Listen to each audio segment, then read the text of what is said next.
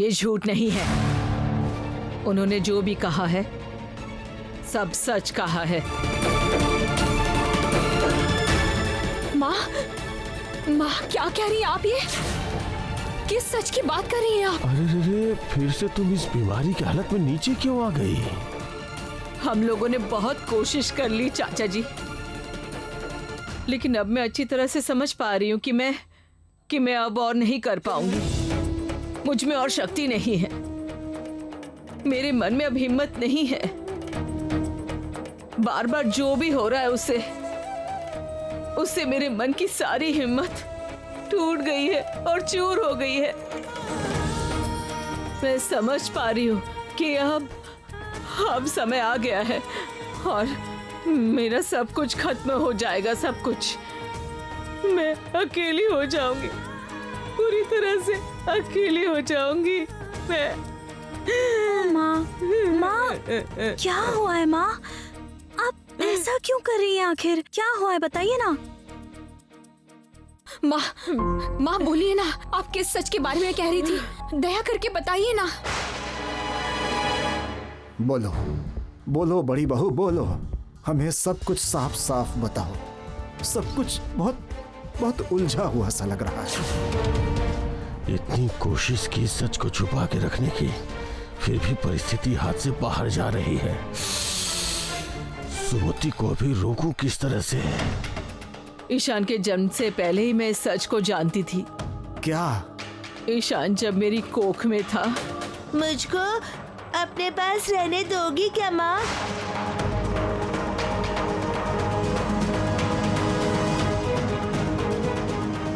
उसके बाद मैंने ईशान की कुंडली अपने मायके के किसी ज्योतिष को दिखाई थी। पिताजी आज आचार्य जी जो जो बोले हैं ना, उस दिन मेरे मायके वाले ज्योतिष भी यही सारी बातें बोले थे। ये बालक साधारण बालक नहीं है, स्वयं महादेव की तरह होगा ये त्यागी पुरुष।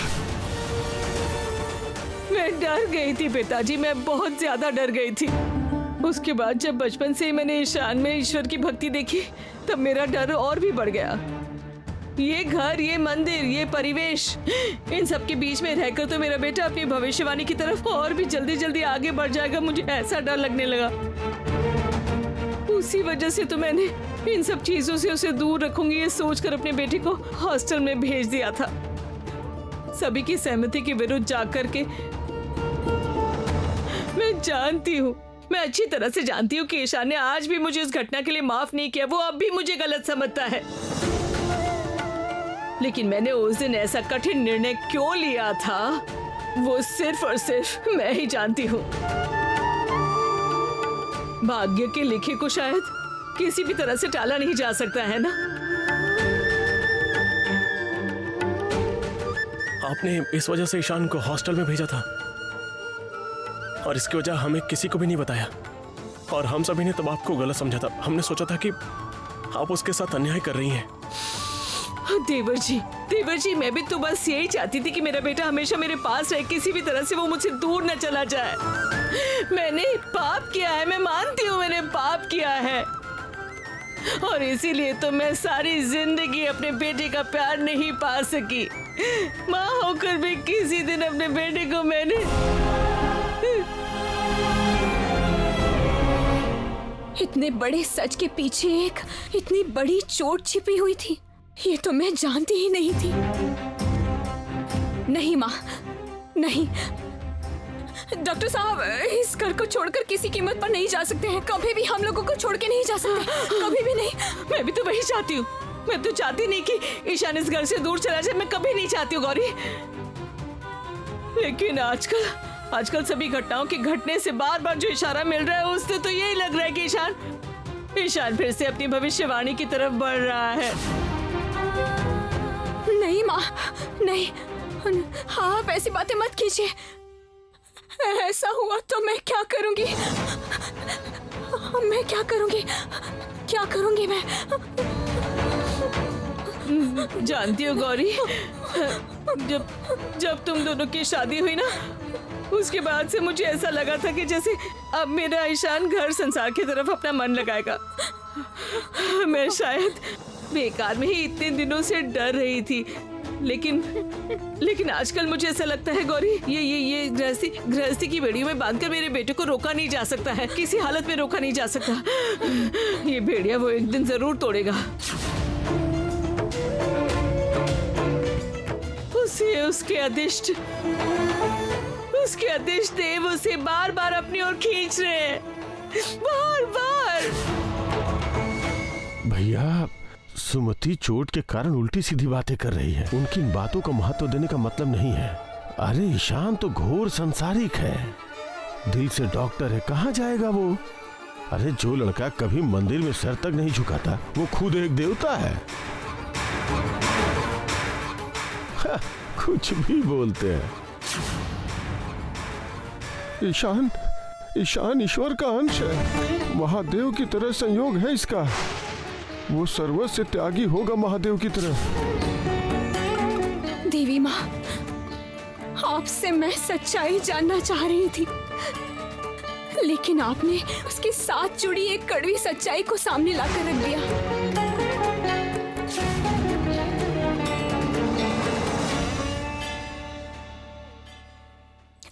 डॉक्टर साहब, क्या हुआ? आप कहीं जा रहे हैं क्या? इतनी रात में कहाँ जा रहे हैं? लेकिन क्यों? मैं रात में नहीं निकलता हूँ क्या? निकलते हैं जब पेशेंट्स को देखना होता है, लेकिन अभी क्यों? देखो गौरी, मुझे यहाँ अच्छा नहीं लग रहा है, मुझे जाने दो। नहीं डॉक्टर साहब, आप कहीं नहीं जाएंगे। डॉक्टर साहब, आप कहीं नहीं जा सकते हैं। मैं आपके सामने हाथ जोड़ती हूँ, आपके पैर पड़ती हूँ, आप नहीं जाएंगे। ये क्या कह रही हो तुम? छोड़ो मुझे। मैं सब कुछ समझ गई हूँ। मैं समझ गई हूँ कि आप आम इंसान नहीं हैं। मैं समझ गई हूँ कि आपके भाग्य में क्या है, लेकिन नहीं, मैं आपको ऐसा नहीं करने दूंगी। आप मुझे छोड़कर कहीं नहीं जाएंगे डॉक्टर साहब। मैं मर जाऊंगी अगर ऐसा हुआ तो। आप मुझे छोड़कर मत जाइए ना, मत जाइए कहीं। गौरी, क्या हो गया है तुम्हें? तुम ऐसे रो क्यों नहीं हो? चुप हो जाओ। गौरी, ये भगवान, देवता, कुंडली, नसीब, इन सब की बातें कर करके दिमाग खराब हो गया है। अरे भाई, मैं कहीं नहीं जा रहा हूँ, तुम्हें समझ में आ रहा है? इसीलिए कह रहा हूँ कि इन सब से दूर रहा करो तुम। लेकिन तुम्हें तो मेरी बात सुननी ही नहीं है। कोई कुछ भी बोल देता है और तुम रोना शुरू कर देती हो। हद हो गया है।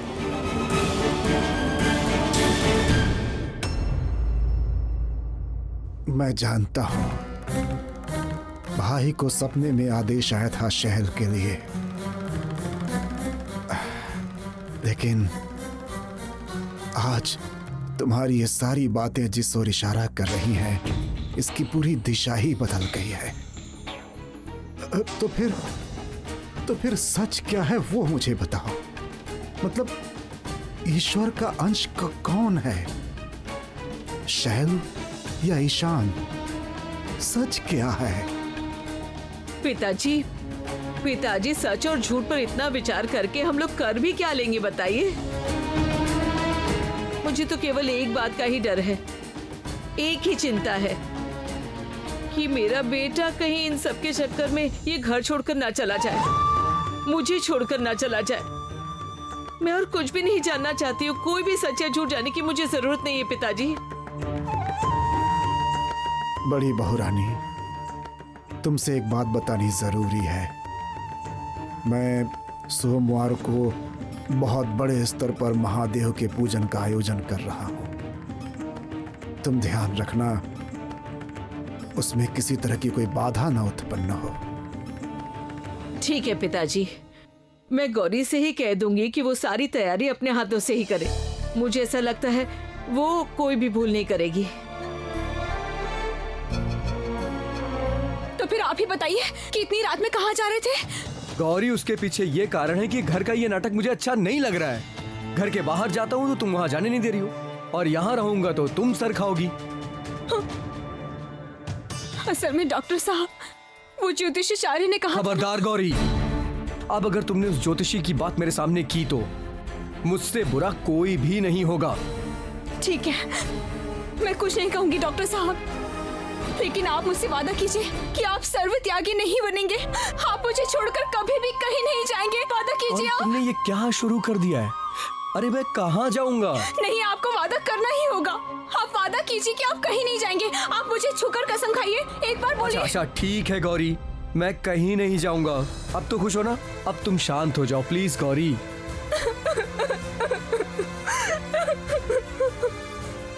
मैं आपको कभी भी कहीं नहीं जाने दूंगी डॉक्टर साहब।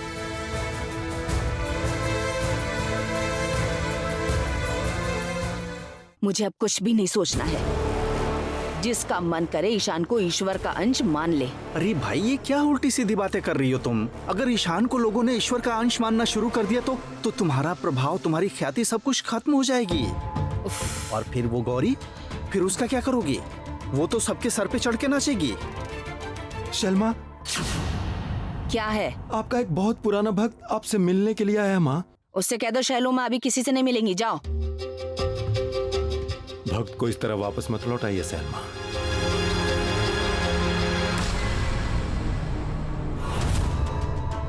क्या कह रहे हो? छी छी छी छी, आपको नहीं आने दिया। मुझे तो पता ही नहीं था इसके बारे में।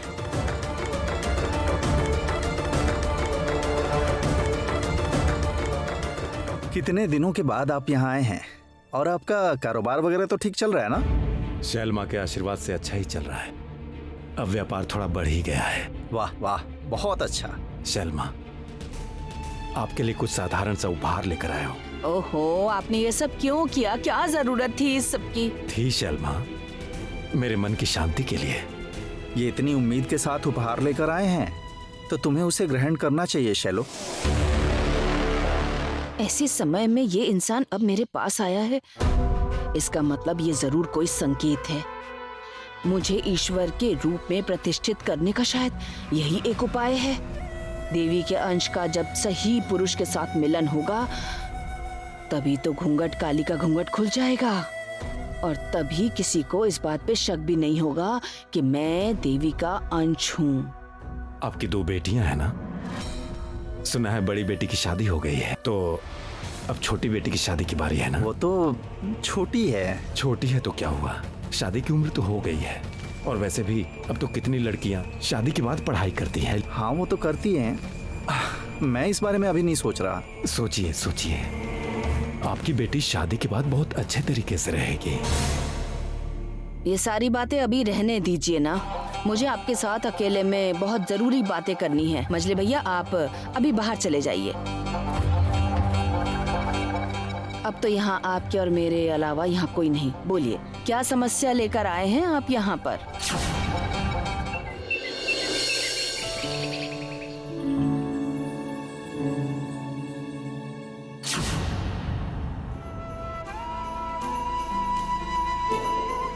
डॉक्टर साहब, डॉक्टर साहब, ईशान ईश्वर का अंश है, महादेव की तरह संयोग है इसका। वो सर्वस्व त्यागी होगा महादेव की तरह। डॉक्टर साहब, ओह डॉक्टर साहब, डॉक्टर साहब, कहाँ चले गए हो आप? आपने तो वादा किया था कि मुझे छोड़कर नहीं जाएंगे। मुझसे तो वादा किया था आपने, फिर भी मुझे छोड़कर चले गए। अब मैं क्या करूं? गौरी, आप यहीं पर हैं? ये कहाँ चले गए थे आप? हाँ, कहाँ चले गए थे आप? आपने वादा किया था ना कि मुझे छोड़कर कहीं नहीं जाएंगे, तो फिर कहाँ चले गए थे आप? हाँ बताइए, कहाँ चले गए थे? अरे गौरी, हाँ, क्या हो बताइए। गया है तुम्हें? इन सब की एक लिमिट होती है गौरी। अरे कहाँ गया था मैं? मतलब अब मैं वॉशरूम भी ना जाऊं क्या? क्या चाहती हो, दिन भर आंचल से बांध के रखोगी मुझे? ओह हाँ, अच्छा, मैंने सोचा क्या सोचा गौरी कि मैं ये घर त्याग दूंगा? सच में गौरी, अब मैं बहुत ज्यादा डिस्टर्ब होता जा रहा हूं। जैसे जैसे दिन बीत रहा है तुम और भी पागल होती जा रही हो। तुम्हें देख के मुझे गुस्सा आता है गौरी। अब मुझसे बर्दाश्त नहीं हो रहा है, नहीं हो पा रहा है मुझसे बर्दाश्त। तुम्हें समझ में क्यों नहीं आ रहा है?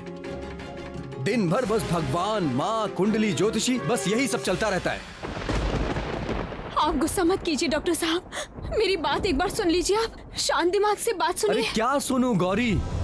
तुमसे बात करना मतलब पूजा और व्रत, इसके अलावा तुम और किसी टॉपिक पे बात करती हो क्या? गौरी, अगर थोड़ी देर मैं तुमसे बात भी कर लूं ना तो मेरे शरीर में बुखार चढ़ने लगता है। आपने मुझे ये सब कहा? कुछ भी गलत नहीं कहा है मैंने। अब मुझसे बर्दाश्त नहीं हो रहा है गौरी। मैं एक इंसान हूँ, मैं थक चुका हूँ, मेरे धैर्य की एक सीमा है। अच्छा एक बात बताओगी गौरी, सिर्फ एक बात, जिसमें मेरा और तुम्हारा मत सेम हो। दो इंसान की विचारधाराएं अगर अलग हैं तो उनका अलग रहना ही बेहतर है। और एक बात और गौरी, अगर मैंने कभी घर त्यागा भी ना तो उसकी वजह भी तुम ही होगी। सिर्फ और सिर्फ तुम होगी गौरी। डॉक्टर साहब, आप मेरी वजह से चले जाएंगे ये कहा? मैं इतनी बर्दाश्त के बाहर हो गई हूँ आपके लिए। आपकी आंखों में चुभने लगी हूँ मैं। आज ये सब बातें सुनने से पहले मुझे मौत क्यों नहीं आ गई? आखिरकार मेरा मर जाना ही बेहतर होता। गौरी मेरा मतलब, गौरी तुम गलत समझ रही हो, रो मत प्लीज। गौरी इतना क्यों रो रही हो तुम, क्यों रो रही हो? अरे बाप रे, ये तो रोती ही जा रही है। अच्छा सुनो सुनो सुनो सुनो, मेरी बात सुनो तुम। मैंने जानबूझ के ये बातें नहीं की हैं, गुस्से में आकर बोल दी हैं। प्लीज प्लीज प्लीज समझने की कोशिश करो तुम। ऐसे रो मत गौरी। गौरी गौरी प्लीज आंसू पोंछो। चुप हो जाओ, चुप हो जाओ। अरे क्या कर रही हो तुम गौरी, चुप हो जाओ ना। मैंने ऐसे नहीं बोला। तुम तो जानती हो ना, जब तुम रोती हो तो मेरा दिमाग खराब हो जाता है, मुझे गुस्सा आ जाता है। और मैं तुम्हें क्या बताऊं, जब से ये लोग महादेव महादेव और ये सब बातें करने लगे ना, मेरा दिमाग खराब हो गया है। मैं अंदर ही अंदर टूटता जा रहा हूं गौरी। मैंने तुमसे कहा ना गौरी, गौरी प्लीज ऐसे रो मत। अरे मैंने बस मुंह से बोला है, मन से थोड़ी ना बोला है। गुस्से में आकर इंसान कुछ भी कहता है, लेकिन आपके दिमाग में ये बात थी ना, तभी आपने कहा। आपने ये सोचा कि आपकी पत्नी आपके बिल्कुल लायक नहीं है और मुझसे शादी करके पछता रहे हैं आप। अरे गौरी, तुम्हारा दिमाग खराब हो गया है क्या? हाँ गौरी, तुम भी तो अच्छी तरह से जानती हो ना कि मैं तुम्हें कितना प्यार करता हूँ। तुम्हें छोड़कर मैं खुद नहीं रह पाऊंगा गौरी। तुम्हें पता है गौरी, तुम्हें इतना प्यार करता हूँ, इसीलिए मैं तुमसे ऐसी बातें बोल देता हूँ गौरी। और तुम्हें इस तरह की बेवकूफी करते हुए देख के ना मुझे बहुत गुस्सा आता है। और जो इंसान जिससे जितना प्यार करता है उसी पे तो अपनी भड़ास निकालता है ना। बोल तो रहा हूं ना सॉरी, प्लीज। अच्छा ठीक है, तुम ही बताओ, तुम मुझे कौन सी सजा देना चाहती हो? तुम बताओ मुझे। अच्छा ये सब जो मैंने बोला है, इसके लिए तुम मुझे क्या सजा देना चाहती हो? कान पकड़ लूं या फिर एक पैर पे खड़ा हो जाऊं?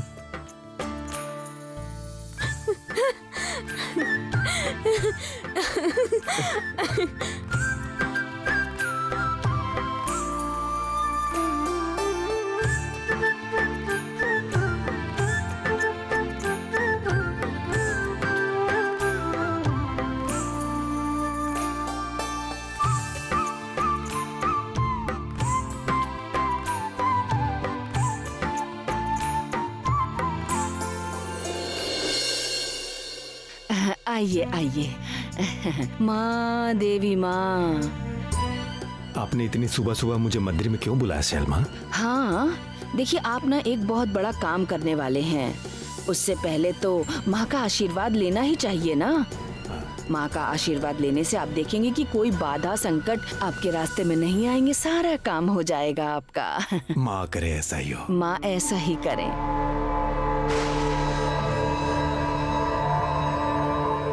आज ही मैं इसे परख लूंगी कि ये वो उपयुक्त पुरुष है या नहीं। मेरा मन तो कह रहा है कि यही वो इंसान है, वरना ये इंसान जरूरतमंद बनकर मेरे पास क्यों आता?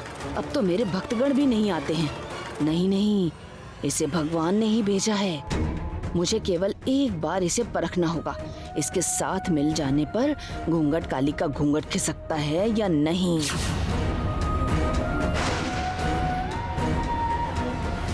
अरे मुक्ता, कैसी हो तुम? बहुत दिनों बाद देखा। मैं तो अच्छी हूँ, आप कैसे हैं? मैं भी अच्छा हूँ। तुम यहाँ पर क्या कर रही हो मुक्ता? मैं माँ को प्रणाम करने के लिए आई थी। नहीं, मैं जब मंदिर में रहूंगी तो मैं यहाँ व्यस्त होंगी, तब तुम्हारे यहाँ आने की कोई जरूरत नहीं है, समझ गई तुम? जाओ अभी यहाँ से। क्या हुआ? जाओ। मैं तुम्हें फोन करूंगा, ठीक है? नहीं। आप समझ नहीं पा रहे हैं, ये जो आप माँ के सामने खड़े हैं ना, आपको तो अभी अपने मन के साथ सब कुछ भुलाकर माँ को पुकारना होगा। दूसरी किसी भी तरफ मन लगाने से नहीं चलेगा, नहीं तो फिर आपकी इच्छा कभी पूरी नहीं होगी। अभी आप सब कुछ भुलाकर आइए, माँ के पास स्वयं को समर्पित कर दीजिए। आइए, तुम जाओ अभी।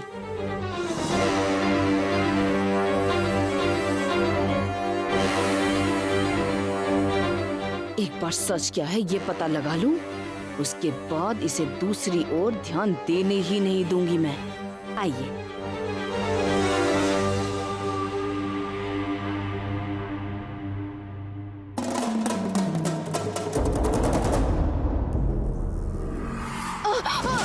सलमा, क्या हुआ सलमा? क्या हुआ सलमा आपको? आप ये अचानक कैसे गिर गई? कुछ हुआ तो नहीं आपको? ये क्या? शर्मा ने मुझे इस तरह से क्यों पकड़ा है? जरूर आँख खोल के देखूं कि घूंघट काली का घूंघट खुल गया है कि या कोई और दूसरा संकेत। जय माँ।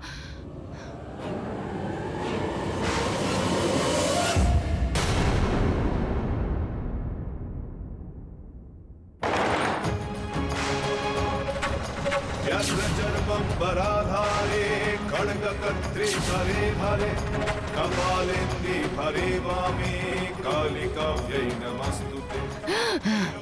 नहीं, ये नहीं हो सकता, ये नहीं हो सकता। क्या हुआ शर्मा? आप ठीक तो है ना? कुछ भी ठीक नहीं है, कुछ भी ठीक नहीं है। आप तो वो नहीं है, आप तो वो पुरुष नहीं है। मैं वो पुरुष नहीं हूँ। मैं कुछ समझ नहीं पा रहा हूँ माँ। आपने ही तो मुझे आशीर्वाद प्राप्त करने के लिए यहाँ बुलाया था। कोई आशीर्वाद नहीं मिलेगा तुम्हें, समझ गए? मैं तुम्हें बर्दाश्त नहीं कर पा रही हूँ, दूर हो जाओ यहाँ से। आप ये क्या कह रहे हैं शर्मा? मैं तो यहाँ आपकी परमिशन लेने के लिए आया था। आप ऐसे क्यों नाराज हो रही हैं? अच्छा किया जो नाराज हो गई। सुनो, तुम किसी भी काम के नहीं हो, तुम वो पुरुष नहीं हो, समझ गए हो तुम? ये आप? अरे कोई बाहर है, यहाँ आओ जल्दी, इन्हें बाहर लेकर के जाओ। जी आप क्या कह रहे हैं शर्मा? बाहर निकालो मेरी नजरों के सामने से। आखिर बताइए तो। हाँ। नहीं, चाहे जैसे भी हो, उस पुरुष को मुझे ढूंढकर बाहर लाना ही होगा। ऐसा नहीं हुआ तो फिर मैं अपना देवीत्व साबित नहीं कर पाऊंगी, और जितना जल्दी हो सके मुझे ये करना ही होगा।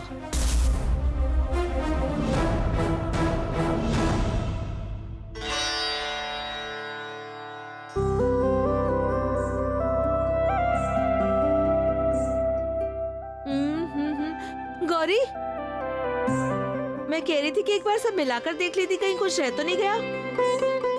घी, शहद, धागा, फूल की माला और सब कुछ तो लिखा है लग रहा है। फिर भी तुम जरा एक बार मिलाकर देख लो तो।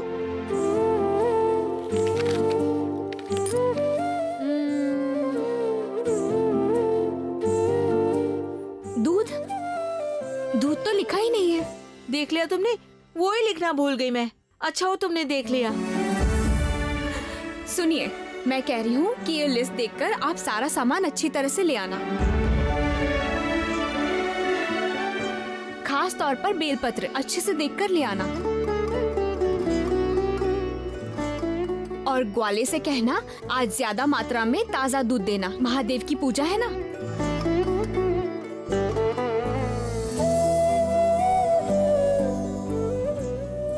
पता है गौरी, बाबा ने हमें बार बार समझा दिया है कि इस पूजा को हमें बहुत अच्छी तरह से करना है। घर में कुछ दिनों से जो संकेत हमें मिल रहे हैं ना, उनसे लगता है कि महादेव को संतुष्ट करने की बहुत जरूरत है हमें। ईशान ईश्वर का अंश है, महादेव की तरह संयोग है इसका। वो सर्वस्व त्यागी होगा महादेव की तरह। गृहस्थी की बेड़ियों में बांधकर मेरे बेटे को रोका नहीं जा सकता। एक दिन वो बेड़ियां तोड़कर चला जाएगा। अगर हम दोनों की सोच नहीं मिल पा रही है तो हम दोनों का अलग रहना ही बेहतर होगा। और एक बात याद रखो गौरी, अगर मैंने कभी ये घर छोड़ा भी ना तो वो सिर्फ तुम्हारी वजह से छोड़ूंगा। ए गौरी, क्या हुआ? इतना क्या सोच रहे हो तुम? कुछ भी नहीं मजली चाची जी, दादाजी ठीक ही कह रहे थे। मैं महादेव से पूरे मन से प्रार्थना करूंगी। जिससे जो भविष्यवाणी बोली गई है वो कभी भी सच नहीं हो पाए, कभी भी नहीं। तुम बिल्कुल चिंता मत करो गौरी, तुम्हारी भक्ति में जो बल है ना, देखना ऐसी ही सारी बाधा विपदा कट जाएगी। अच्छा चलो, बहुत हो गया, तुम उधर के अपने सारे काम खत्म करो और मैं यहाँ के सारे काम खत्म करती हूँ, ठीक है?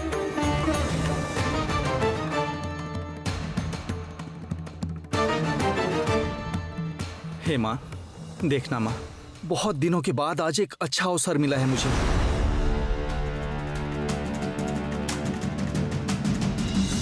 देखना सब ठीक हो जाए माँ, सब ठीक से हो जाए, कोई समस्या नहीं होनी चाहिए। बाप रे, सुबह सुबह उठकर माँ के पास ऐसी भी क्या प्रार्थना करने आ गए? बात क्या है? हाँ, मुक्ता के लिए एक बहुत अच्छा रिश्ता मिला है, समझी? बहुत अमीर लोग हैं। उन्होंने कहा है मुक्ता को देखने आएंगे। ये आप क्या कह रहे हैं मजली चाचा? मुक्ता दीदी तो अभी अभी कॉलेज में आई हैं, पढ़ाई लिखाई कर रही हैं और अभी से शादी। तुम एकदम चुप रहो। मेरी एक बेटी का जीवन तुमने बर्बाद कर दिया है। अब अगर तुमने कुछ भी किया ना तो तुम्हें बिल्कुल माफ नहीं करूंगा। गौरी ने जो कहा है सही कहा है। मुक्ता की अभी उम्र ही क्या है बताइए? अभी पढ़ाई लिखाई कर रही है वो, शादी के लिए वो बहुत छोटी है। पहले उसे अपने पैरों पर खड़े हो जाने दीजिए, फिर शादी की सोचेंगे। किसके इशारे पे नाच रही हो? सब कुछ भूल गई हो क्या तुम? अभी कुछ दिनों पहले पोला के साथ क्या हुआ था, उसकी शादी किस तरह से हुई, सब भूल गई हो क्या? कितनी बड़ी बेइज्जती हुई थी हमारी, तुम्हें याद है? हमारे बीच दरार डालना चाहती है ये लड़की, तुम सब कुछ भूल गई? सुनो माधुरी, मुक्ता की शादी मैं जहां तय करूंगा, शादी वहीं होगी और बहुत जल्दी होगी। और यही मेरा फाइनल डिसीजन है और इसे कोई भी बदल नहीं सकता।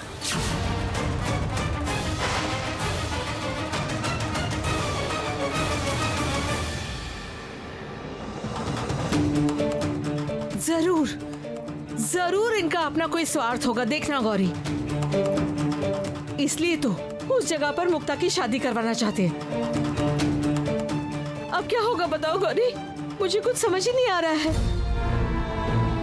मुक्ता तो अभी शादी के लिए तैयार नहीं है, वो तो अभी भी बचपना करती रहती है। आप बिल्कुल चिंता मत कीजिए मंजली चाची जी, देवी माँ कोई भी अन्याय नहीं होने देंगी।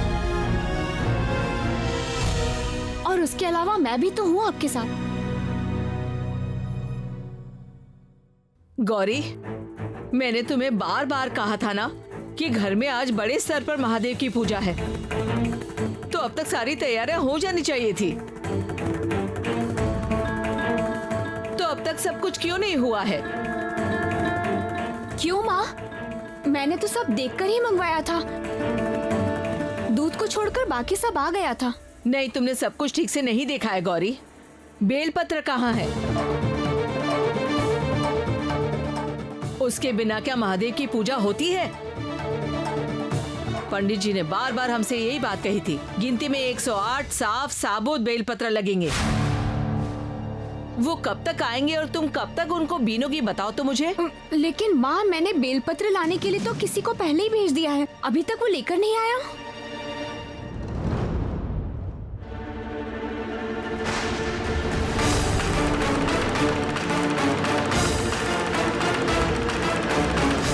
ये क्या बस एक बेलपत्र से क्या होगा? इतने बड़े स्तर पर शिव पूजा हो रही है और वहाँ पर एक बेलपत्र? तुम क्या मजाक कर रहे हो हम लोगों के साथ? नाराज मत होइए, मैंने सब जगह ढूंढ लिया।